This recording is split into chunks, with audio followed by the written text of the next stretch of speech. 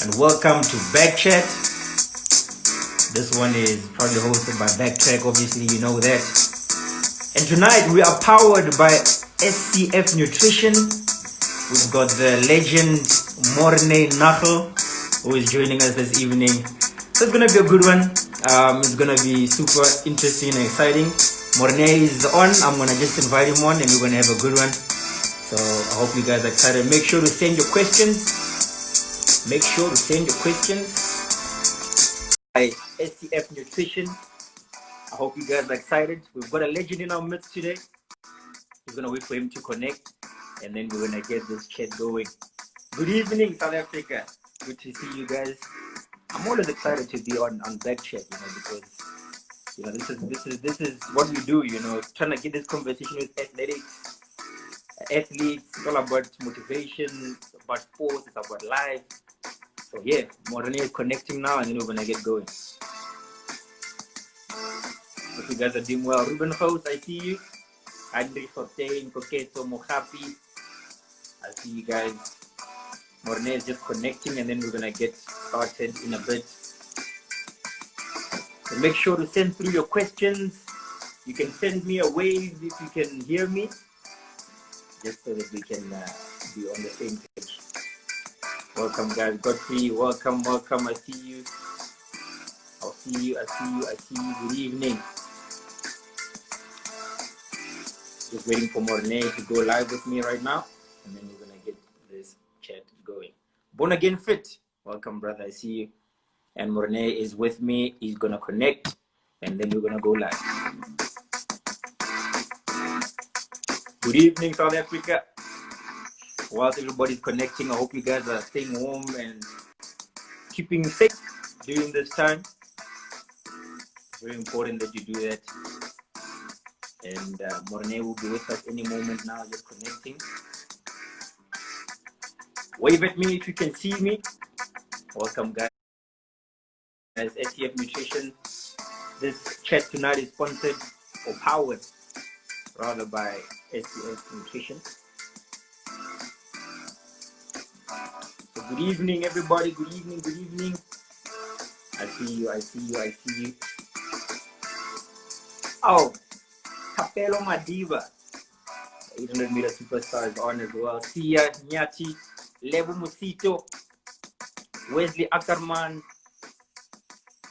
and here he is, Morne. Hi, can you hear me? I hear you perfectly. How are you doing? I'm good, and you, man? Good. You were making me nervous taking so long to connect. I thought maybe it's my internet. Yeah, I was struggling here with the internet. I had to reconnect to another one. Yeah, hey, that's the problem. We are in South Africa. Hey, this data. And everything worked perfectly an hour ago when I was still working on the computer. That's what always happens. But Morne, I just want to thank you so much for joining us. It's an honor, to chat with you. I've known you for many years now, but this time around, we're gonna just have a chat so that people can also engage and get to know your journey and what athletics has done for your life, and all your memories and all that. So thanks for joining us. I think we're gonna have a very good chat this evening. Thank you for having me, man. It's a pleasure. Thanks. All right. So the first thing we usually do on BackChat to get us started, I'm gonna do an introduction so that everybody can know exactly who we're dealing with. So I'm gonna do that, and then from there on, we'll get the questions going and we'll get chatting. Cool, man. All right, ladies and gentlemen, with us this evening, we've got Morne Nagel.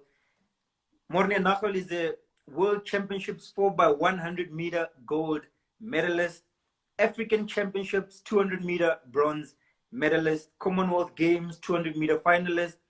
He's a national champion in the 100, former SA 200-meter record holder. I like that one, as well as 60-meter indoor SA record holder. Once upon a time, one of the fastest men in the world, ladies and gentlemen, Morne Nagel.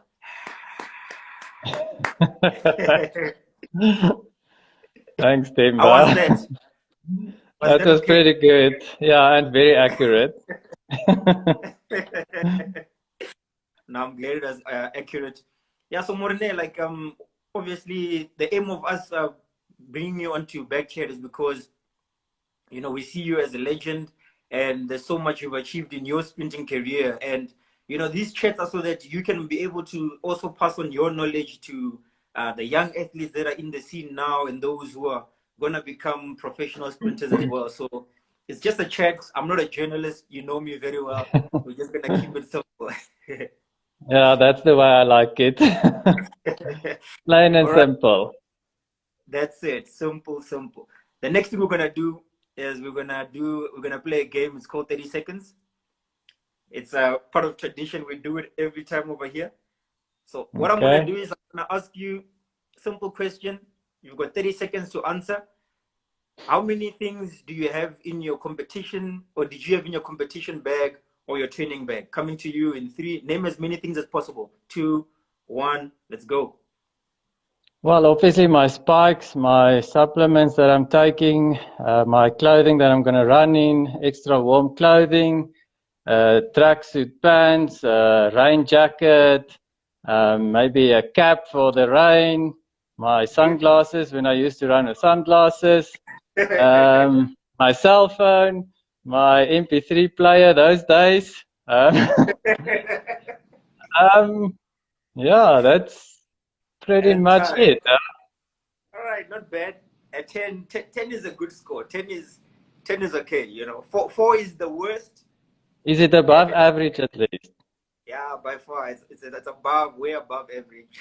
Okay, because I'm not used to average, no.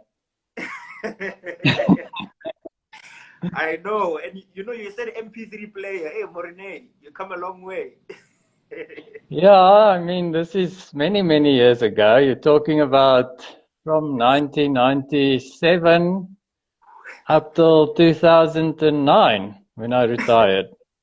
Yeah, no, I also had a Walkman, so I had an MP3. Your CD player, and yeah, those were the I days. just missed the ones with the CD, the disc player, CD disc player. I actually missed those days, but just after that, they came with the MP3 player, but it was as big as that one, so. Yeah, that's so funny. Welcome, guys. Everybody who's joining, thanks for joining, guys. Really appreciate it.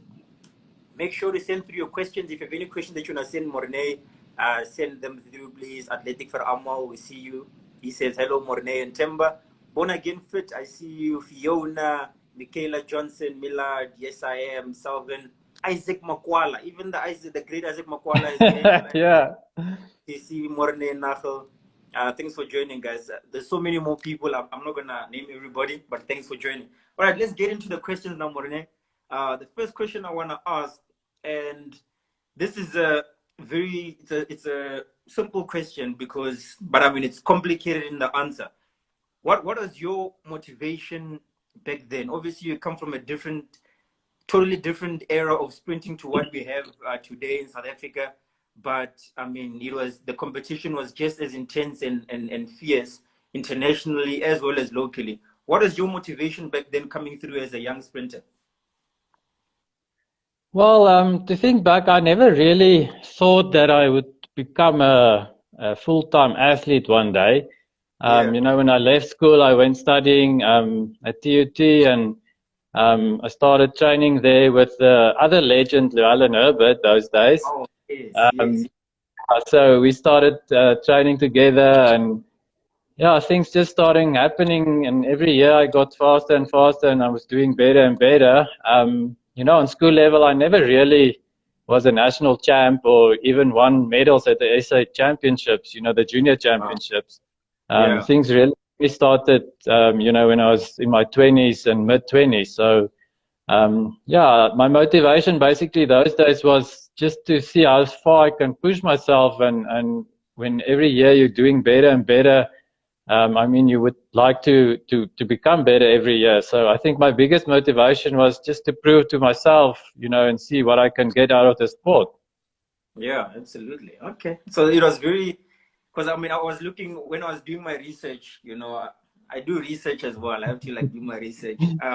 Okay. Just looking at like your performances. I mean, I had to start 98, 99, 2000, 2001, and exactly what you're saying. You know, there was always like constant improvement in your times until you obviously got to where you wanted to get. Next question on us. This is an interesting one because obviously you've had to deal with a lot of pressure, and dealing with pressure is one of those things that you know, as long as you're improving and becoming better, there'll always be more pressure.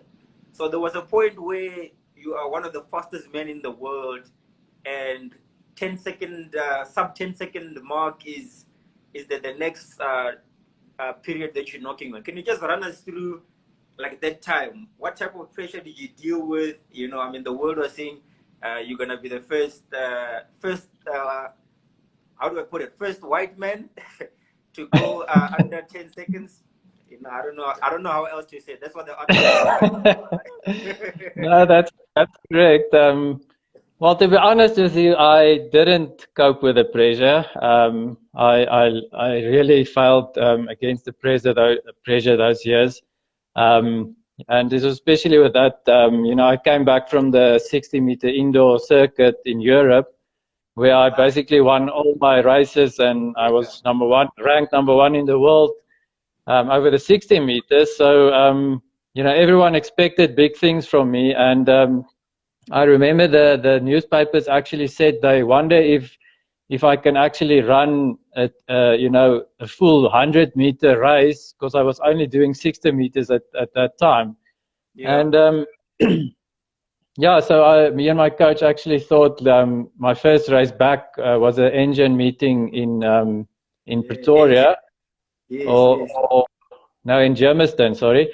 And yeah, so we decided we're not going to even do the 100. I'm going to go in the 200 meter and you know, show the people that I have the fitness to actually run a full sprint, and not Yeah, even a yeah, 100, but over a 200.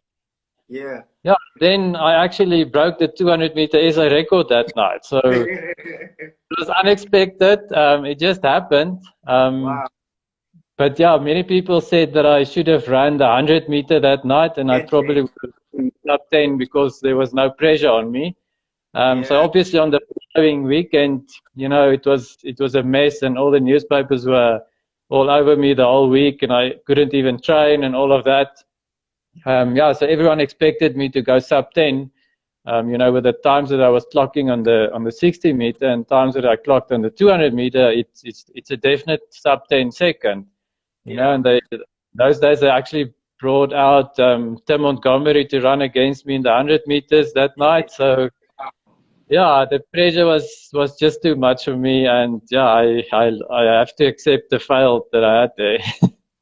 Like, I mean, I don't think it's a fail, Morne. I mean, you know, it's always one of those things where, like, in life, you know, the more pressure you have, it's a compliment. You know, the world was saying, listen, you've got the potential to do it, and you can do it. And I mean, what you achieved in that year, I mean, the SA record, the 200, that stood for so many years, and I think it also pushed a lot of our guys to go sub 20 in the 200. When Anaso, I think he broke the 200, and then Wade went to go sub 20, then Anaso went sub 20. So it's just, you Yes. know, what you did is you opened up doors. So I don't think, personally as a South African, I don't see it as a failure. You know, it was nice to have a South African out there as one of the fastest men in the world, and that's what you were. You know, so big up. I don't think you failed. You know, you did more than any other athlete would have achieved in their time. You know. Yeah, no, definitely. You know, years later, I became good friends with Wade, and we traveled together to Morne in Italy and so on. And you know, he was still a youngster in those days, and he actually mentioned it to me that he was still looking up to me in those days. You know, to have this South African sprinter taking on the world was a big thing for them as youngsters. So Come on. yeah, I'm glad I could have opened some doors for the new guys coming through that's running so fast nowadays. Yeah, so quick. But I mean, that's what I'm saying. You know, that's why we call you legend. You know, you've done that, and you have opened up doors, and you know, it's fantastic to see. So another question I want to ask. I know there were some questions also that are being asked up here. I'll take them as well. A question I want to ask is, what would you say was your favorite event on the track? I mean, 60 meters, you were obviously that put you out there as one of the fastest men in the world. The 100, you were, you know, there was a lot of pressure on the 100, but in the 200 as well, you know, unexpectedly you ran a fantastic 200 meters as well. Which one of those events would you say was your favorite? Obviously the 60 meter, it was definitely my best event, but if I have to look at South African events, because I mean, 60 meters not really South African, it's more European and USA, Yeah. those guys that's competing there. So if I have to choose between the 100 and 200, I think eventually the 200 became my event that I liked the most. Yeah. I think the big reason for it, not that I'm saying I didn't like the 100, but you know, the 100 is this Olympic event, and everyone's just looking forward always to the 100, and there's so much pressure on a 100-meter race that, and you know, you can, the smallest mistake that you make, you're out of the race. And so because of all of those things, I think the 200 became for me a race that I enjoyed running. You know, you can still wake up in the race if you made a mistake, let's say in the start or whatever. And yeah, I actually developed in a quite decent 200 and eventually qualified for world championships and those type of championships in the 200 rather than in the 100.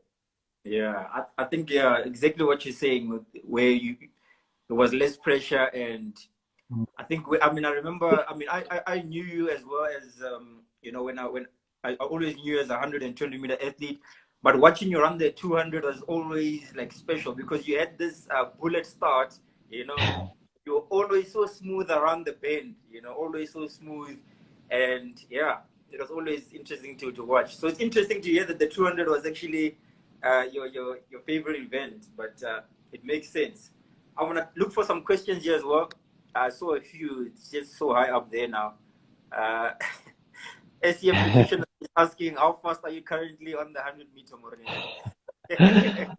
I'm too scared to test myself. I think I will literally tear everything in my body if I have to run 100 now. But if I have to take a guess, if you give me about 6 months to a year just to condition myself a bit, I probably would maybe just break a 11:10 high, maybe somewhere. Okay. I still runs up 11 at least. At least, if you can go some 11, sorted. Welcome, guys. I see the Kurt Kuto has joined in. Mo Mullins, welcome, guys. Tumisang Munatala, Christelle, Kwanzaa, Charles Photography. Thanks for joining, guys. We see you. I'm gonna go into more questions here, Morne. Obviously, records. You know, records are always one of those things that are important. Like, I mean, I think every athlete dreams of breaking a record, whether you plan it or don't plan it. You know, every record is special. Can you like tell us about some of the special moments you've had with breaking records, and you know how the preparation is? I'll look at the 200-meter, but also the 60. You know, build up to those races. How was your mind? How was your preparation? And how did you feel going into it? And also, obviously, looking at the clock and seeing the times as well. Well, to think back now, every time that I ran a national record, I didn't really expect it at that night. I know the 300 meters is also not a big event that's running most often, but I also held the 300-meter SA record for a while. And even on that night, I mean, it wasn't something that I go into the blocks and I tell myself I'm going to go for the national record tonight. It's literally an unexpected thing. And that's what I'm telling my athletes today as well. You know, you can't put pressure on yourself, you know, to have to make certain points to yourself and do, you know, running certain times at certain events and so on. You need to be in good shape and train hard, and things will happen by itself. You know, when you least expect it, it happens. So yeah, for me with records, it's literally like that. And the same happened with the indoor 60 meter. I mean, I've never ran 60 meters, and I literally flew over with my coach to Europe. And in the very first race that I run, I break the SA record that also stood for a while.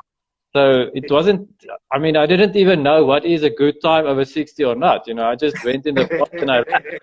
You just wanted to win. Yeah, I just wanted to win the race. Doesn't matter the time. Afterwards, I hear, oh, by the way, you broke the national record. So, yeah, yeah, that's the biggest thing for me about records is just not to think about it and not to push yourself into pressure that you have to do it on a certain night or a certain day.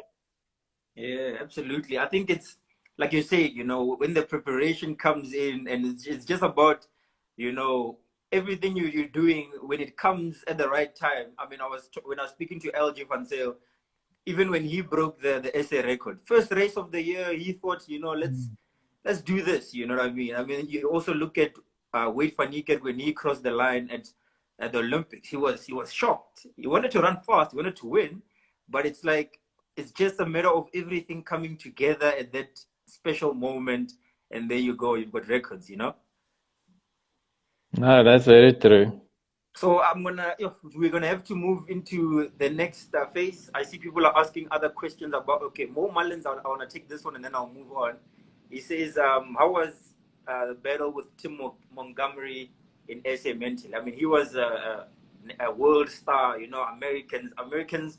Back in the days, it was all about American sprinters. You know, how did you feel competing against Tim Montgomery? Well, yeah, those days they definitely got the Americans to South Africa. It was Tim Montgomery, Marion Jones, and Michael Johnson. You know, all the Americans were there. The Jamaicans weren't really that big on the scene in those days.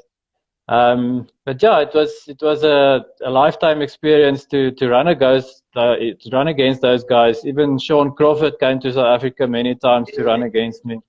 So yeah, it is definitely something that you can't describe it to anyone. To go next to them into the blocks in a 100-meter race, it's just something different. And yeah, it's sad, the whole thing about Tim Montgomery, that he was, you know, caught up with all the drugs and all the things that he was doing. I was pretty mad afterwards, you know, to realize that I actually ran against someone that, you know, cheated at that stage. So I still think that he took a lot away from me, you know, running against me and actually beating me. And I had to settle for second place and so on. So, but yeah, that's the sport, and it's going to happen every year, and we see it every year happening. So, but yeah, I'm glad I had the opportunity to run against them, and yeah, it was one of the best times of my life. Yeah, I mean, you know, when I think about it, you know, I've always watched athletics. I'm like half a fan, and I'm also like I'm also running as well, you know, and the fan part of me always looked towards yourself. I mean, back then it was yourself, Hannes Dreyer, Esti Woodstock. There was also the what is it? Fries. What's his name? Sherwin Fries. The likes of Leroy Newton, Matthew Quinn, and everyone. Matthew Quinn, you know, and when I saw you guys, you know, it was always like I wasn't a sprint at that time. Actually, I was running 2 and 4, but not yeah. And you know, seeing you drive, and you had a sponsored car, and you know, it was like these are professional athletes in South Africa. You know, it was really like it changes your mind, the way you looked at the sport, and you know, it's grown and grown. I don't think we need to be in South Africa, but we're getting to hopefully we'll be at the right place, and the country will take it as serious as what the athletes are showing, you know? Yeah, no, definitely. You know, those days, we did get a bit of support, you know, from local companies and so on, you know, for sponsors and whatever. It definitely got better the last few years again, but there was a stage in I think from, let's say, 2010 till 2015, maybe 2016, where it was very dead for South African athletes, and they really struggled, you know, to get out there and actually get sponsors, you know, and you literally had to be the best in the world to actually get a sponsor. And so yeah, nowadays I see it is a bit better. You know, the athletes are getting involved in companies and so on, which is pretty good and good for the sport. But yeah, yeah, and yeah, in my days we had some good clubs. You know, we had Rentmeester Tuks Club, we had the Mr. Price Club. You know, those clubs that actually paid your salary to run for them. So it was pretty nice. Yeah, it was good to be a professional athlete in those days, and actually, you know, you can earn some money while running. Wow. Yeah, I mean, I remember when we started on about 2015 with 2014.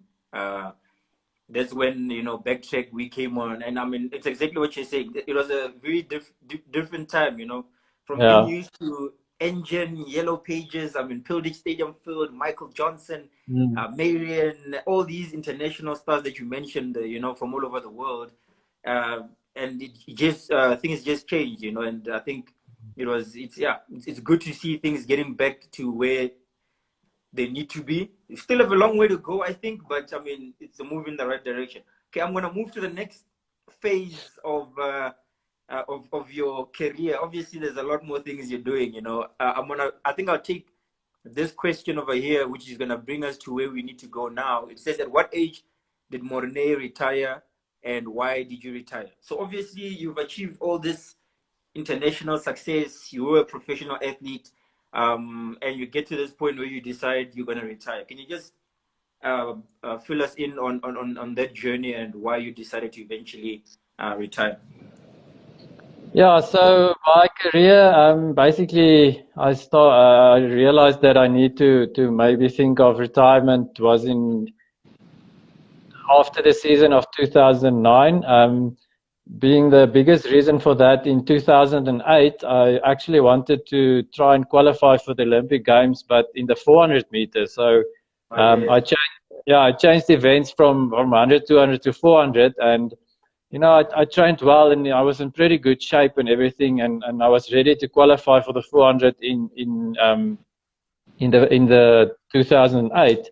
And I remember the very first race in Durban, where I actually went out for a qualifying time.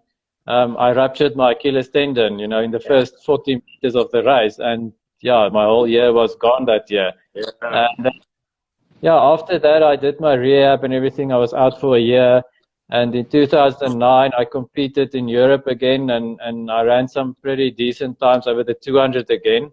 But just after that, I actually realized that I'll never be back at the best shape that I can be. And but maybe that's a good motivation for me, you know, to retire. So I basically retired in 2009. You know, after the season, and I think I was about 31 years of age when I retired. Okay, yeah, I remember, the struggle with the Achilles. I mean, yeah, that's a big injury, massive injury. But yeah, so that brings us obviously to the next phase of your career, where you became a coach. You know, we're gonna touch on that for the next few minutes, and then we'll move on to the next. I know you've got so many phases of your life, you know. Yeah. And I'll just try to cover all of it. So, coaching. Tell us about coaching. Your passion for coaching. How did you get into coaching, and why? You know, when most athletes, when they're done with running, they don't even want to watch athletics. But you immediately got into coaching. Tell us about that journey. Yeah, I think it was still when I was still competing, you know, there was some athlete that started asking me, you know, for programs and if I can help them with certain exercises and so on. I think I developed, you know, that passion for coaching in the last three years or so, when I was still actually running and competing. So yeah, I started my coaching career in 2007, and I was still competing those days, and I actually had a few national athletes as well in my group those days, and I remember I think I had 4 national athletes that all won medals at the African Championships in the second year that I've been coaching. So I really got some good results out of the athletes very fast. And I think everything just grew from there. You know, if you get results out of athletes and you have the passion and the mindset to do the coaching, then you know you can't go back, and it just went better and better every year. But yeah, that's how I started the coaching, and yeah, I'm still coaching today, and I've been. I can happily say that I've been coaching a lot of Olympic athletes, national champions, and so forth. So yeah, I still enjoy it every time that I go onto the track, and to help these athletes, and especially if you get the results out of someone, yeah, Yeah, it just makes everything worth it. Huh? absolutely. I saw Sabelo Tlamini. I was saying my coach. You know, interesting story, Morne. I was speaking to I see he's on here. Levin Troy. He says, the legend, my hero. He told me a story of when he was young. You know, he was still on the track training, and you saw him training hard, and you helped him with like a pair of spikes. You know, um, and you told him, you know, keep working hard and so on. You know, he's like, you know, you'll never forget those type of moments. You know, in his athletics career. Who was that person for you? Did you have somebody during your rise or on your way up that you looked up to, and somebody who also put out a hand and said, listen, keep going, you know? Well, if I think of someone, I didn't really had another athlete in South Africa that really tried to help me or anything, and I think that's part of the reason why I want to help, you know, different athletes today, and through my career of coaching, I even help, you know, young coaches today, you know, to get into the coaching and so on. Yeah. But if I can name one person, it might be Frankie Fredericks. We and Frankie was Yeah. pretty close the last 4, 5, 6 years of our career. And Yeah. yeah, I went to Namibia sometimes to train with him there, and then he comes to South Africa to train with me here. And I think for him, for me being, you know, in the same space as Frankie Fredericks was pretty nice, and I learned a lot from him, you know, just mentally wise, you know, not really coaching wise or running wise, but just the mental aspect of all the running and everything that went with it. So yeah, if I can name someone, it might be him. But yeah, I think I was happy, and I was, you know, privileged to have some good coaches that helped me, you know, to perform and to help me with all my injuries and all the mental things of sprinting and so on. So I can really put my hand out to the coaches that helped me as well while I was still running. Absolutely. I see Peter Kukamur is giving me the thumbs up for that answer. You obviously know him well as well. Yeah. So yeah, so it's obviously it's a combination of things obviously that have led to you being a great athlete, and obviously with the coaching, you also started into the business side of athletics. You mentioned about obviously in the past as well the things that you felt like took away from your performance as well. You know, athletes on things and whatever.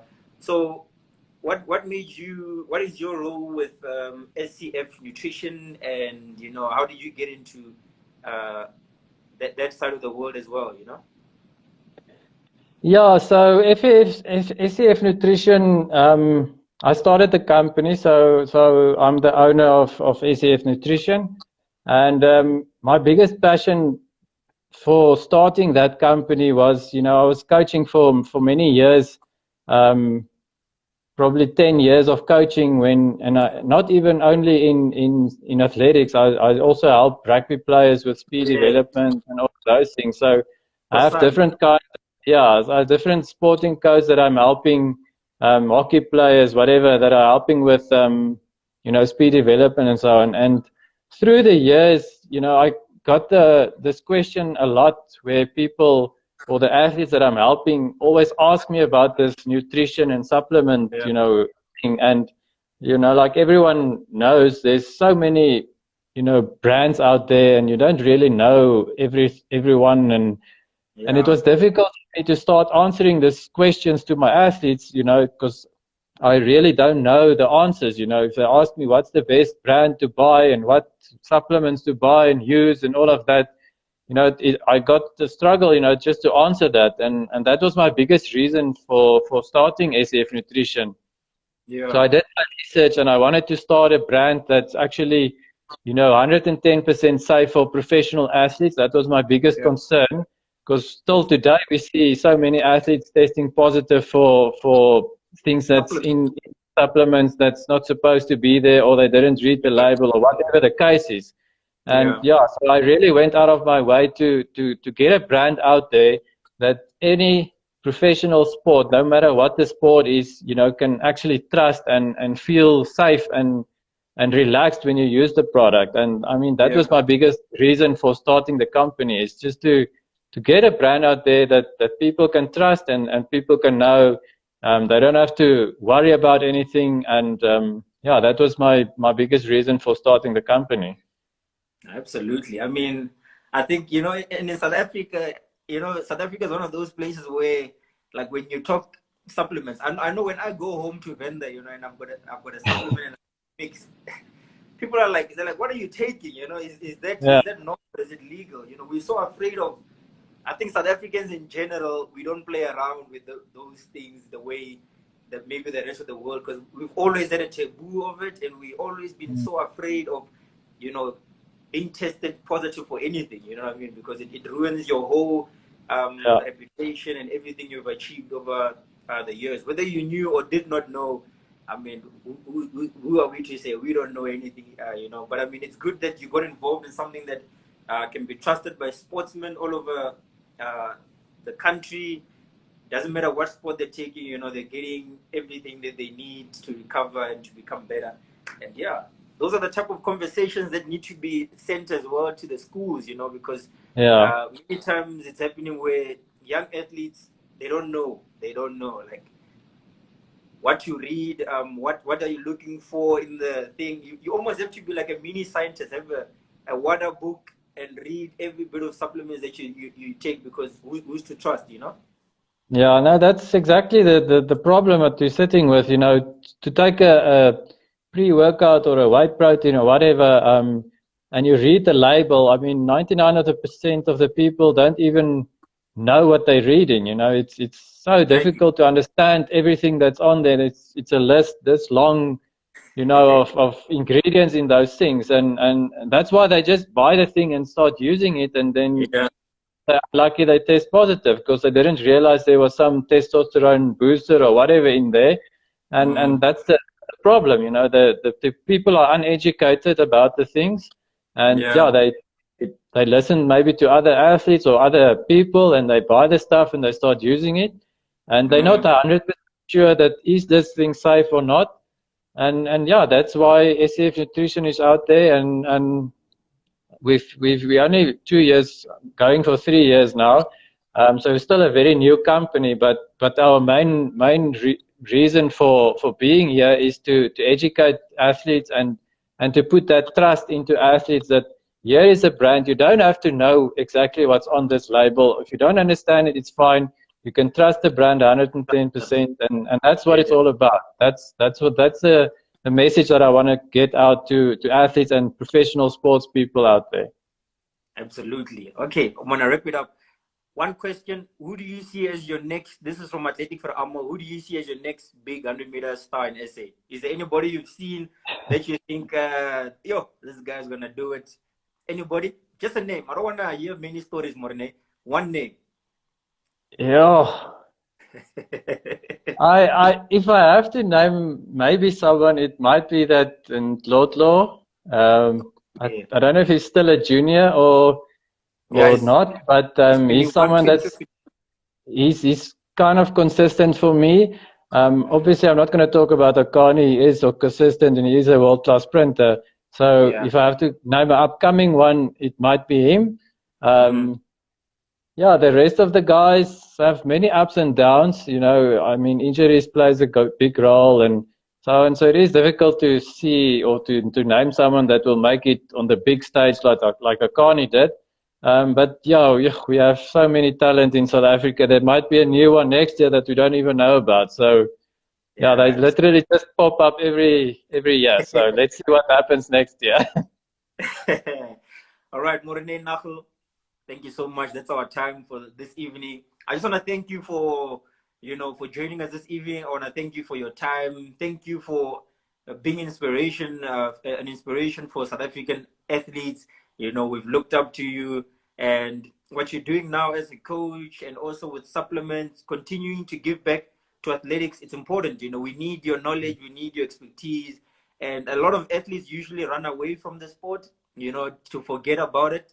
But, it's good that you're giving back and you're still involved. We really appreciate it. And thank you so much for giving back into the sport, No, thank you. I just want to say thanks to Backtrack Sports as well for having me tonight, and for you, Tembo, to interview me. It was good, and I enjoyed it. It was fun. It was fun. Ladies and gentlemen, thanks for joining. This is BackChat. This one is proudly powered by SCF Nutrition. Thanks for your time, Athletic for Almo, everybody who joined in. The next big thing SA, thank you guys. We appreciate it. We'll see you guys tomorrow. Tomorrow we've got another big athlete. He goes by the name of Wade Paniker. So make sure to check. You don't want to miss it. Maybe I must ask him a few questions tomorrow. Yeah, please come join us tomorrow. Let's put on the questions. It's gonna be fun. This is BackChat. We will talk all things athletics, motivation, live. It's just about getting the conversation going because South Africa needs it. Thank you and good night. Cheers, Mornay. Cheers.